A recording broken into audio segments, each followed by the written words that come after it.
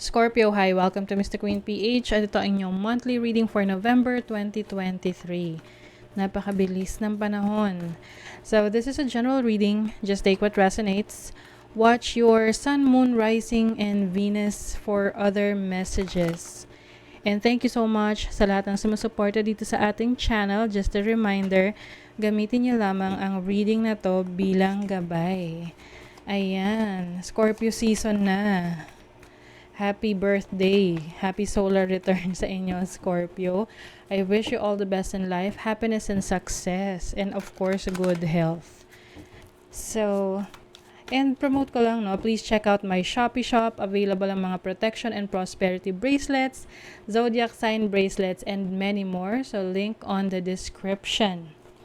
Let us see, Scorpio, what's up with you ngayong November 2023 for Scorpio. Oops. Okay, you have the Hierophant.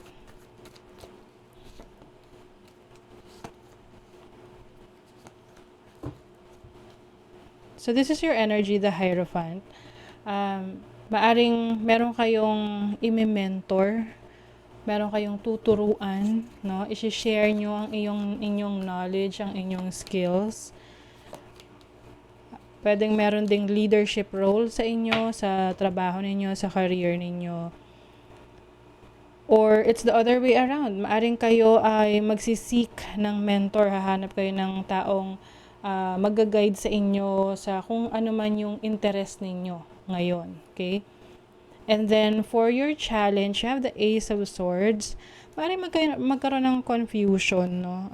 Ngayong November about your ideas. Kasi pwedeng you have a lot of ideas, marami kang gustong subukan, gawin. At syempre pag ganun, may tendency yan na parang masyadong marami kang iniisip. So, kung masyadong marami iniisip, pwedeng hindi mo alam kung alin ang uunahin mo. Oo, so time management is very important for you ngayong November. And then, this is your opportunity. You have the High Priestess. You have the opportunity to dive deeply, no? Doon sa mga interest mo. Lalo na if this is related sa spirituality, sa occult, sa magic, sa mystery.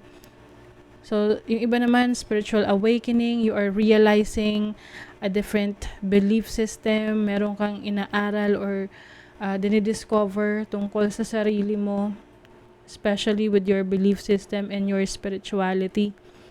And then your blessing, you have the Eight of Pentacles. As a blessing, you have a lot of work, a lot of projects. Hindi ka mauubusan ng trabaho, ng opportunities ngayong November. So, maaring marami kang mga deals, marami kang mga, alam mo yun, trabaho or sideline or different sources of income. So, let us clarify, what is the Hierophant? What is the Hierophant? You have the Four of Swords. So, Four of Swords energy is about healing. This is also about taking a break, no? Giving yourself some time para makapag-isip-isip. So, I think part of your healing process is yung iba sa inyo magkukonsulta sa isang therapist, yung magbibigay sa inyo ng advice, ng guidance about what you need to do. And then, what is the Ace of Swords? You have the Wheel of Fortune. O, as a challenge, pwedeng, kung overwhelming yung mga gusto mong subukan or gawin, maaring mahirapan kang pumili nung uunahin mo. So, syempre kung hindi ka makapili, hindi ka makakaabante dahil hindi ka sure hindi mo alam kung saan path. Like, for example, you are being presented with a lot of doors, no? Maraming pinto na available para sa'yo. Ikaw lang yung pipili kung alin din yung bubuksan mo. So, hanggat hindi ka nakakapili, nandun ka lang sa labas, 'di ba?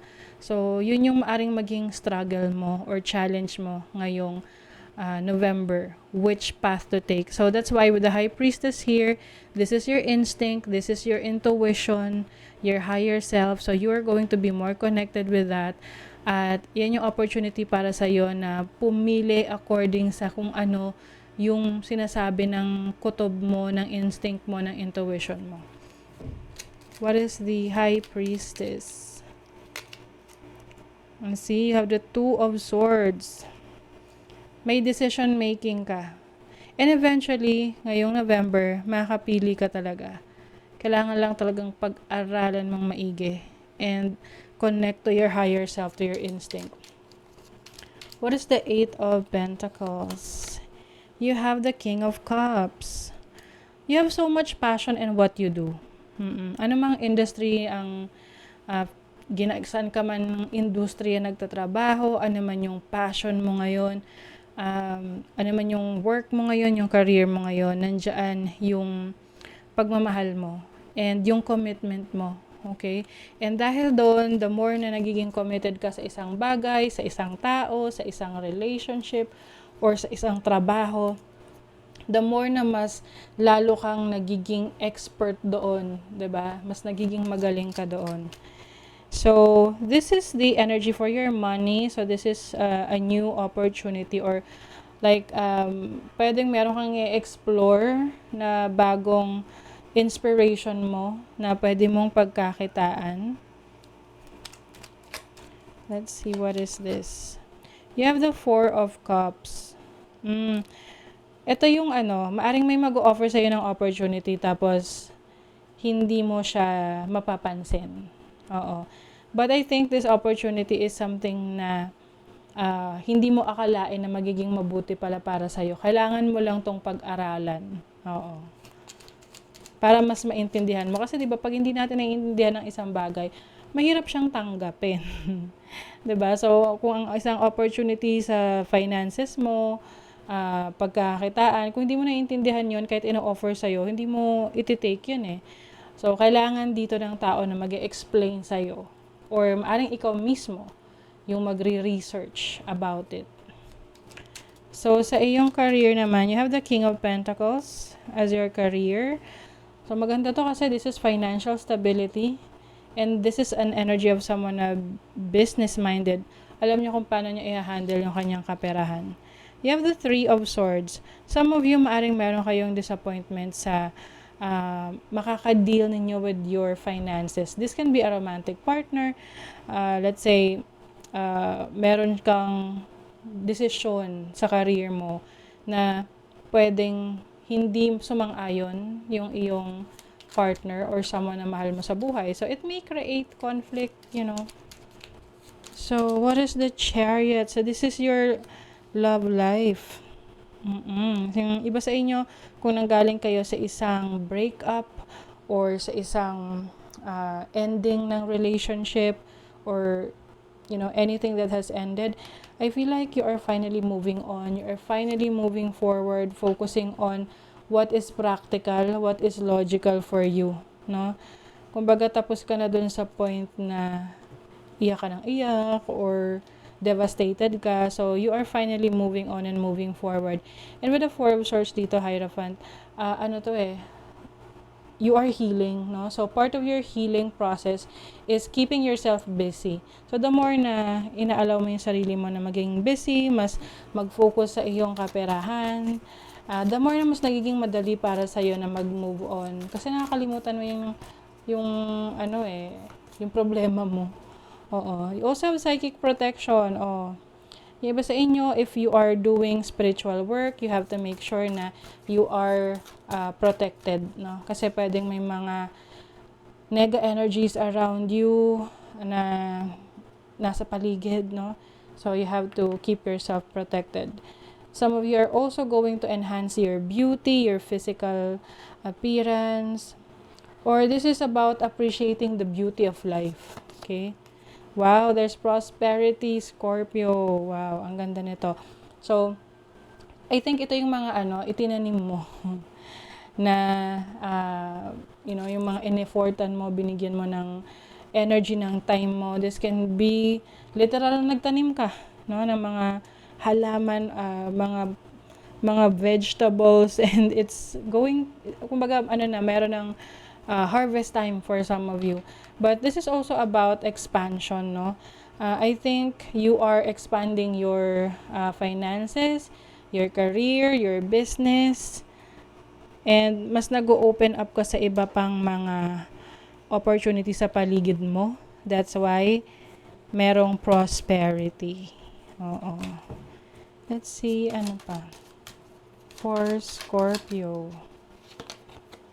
Now is the time to get out into the world and connect in authentic ways. Yes, so this is pagpapakatotoo sa yung sarili about what you really want, no?